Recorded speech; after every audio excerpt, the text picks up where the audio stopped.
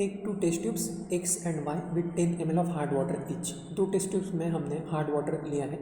Hard water किसको बोलते हैं? इस वाटर में कैल्शियम या फिर मैग्नीशियम के सॉल्ट्स होते हैं, उसको हार्ड वाटर बोलते हैं। और उसमें हमने बाद में add few drops of soap solution in test tube X and in Y add few drops of detergent solution. तो एक में हमने X में सोप सॉल्यूशन और Y में डिटर्जेंट सॉल्यूशन ऐड किया है, उसको बाद में शेक किया है। तो अगर हम एजिटेट करेंगे तो उससे होता है फोम फॉर्म होता है।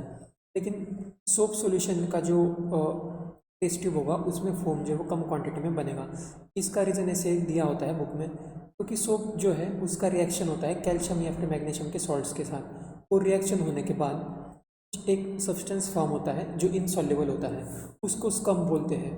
तो ये एनसीईआरटी में एक बार देख लेते हैं।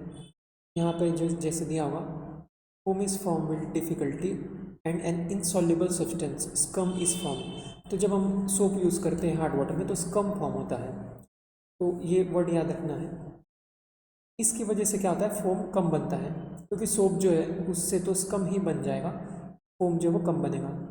लेकिन इसका हम एक दूसरा तरीका यूज़ कर सकते हैं जिससे हमें फोम ज़्यादा क्वांटिटी में मिलेगा। तो वो तरीका है हम डिटर्जेंट यूज़ करेंगे, क्योंकि डिटर्जेंट का रिएक्शन जो है वो नहीं होता है कैल्शियम या फिर मैग्नीशियम के सॉल्ट्स के साथ। तो डिटर्जेंट जो है वो पूरा यूज़ होता है फोम बनाने के लिए। तो यहाँ पे जो थ्योरी है, यहाँ से हम आंसर लिख सकते हैं क्वेश्चन का। तो इसमें जो पूछा है, in which test tube formation of foam will be more, तो सोप सॉल्यूशन में नहीं बनता है, डिटर्जेंट में बनता है। तो डिटर्जेंट वाला जो टेस्ट ट्यूब है वो मतलब वाई टेस्ट ट्यूब। वाई क्योंकि यहाँ पे नो स्कम इज फॉर्म्ड, क्योंकि स्कम नहीं बनता है तो फिर फोम ज़्यादा बनेगा।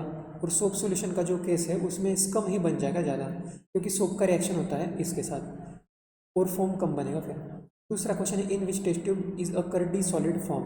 कर्डी सॉलिड का मतलब वही है स्कम, जो हम बोल रहे हैं इनसॉल्युबल सब्सटेंस। तो कर्डी सॉलिड का मतलब स्कम ही है। तो ये कौन से में फॉर्म होता है, सोप सॉल्यूशन में, मतलब सोप सॉल्यूशन एक्स में।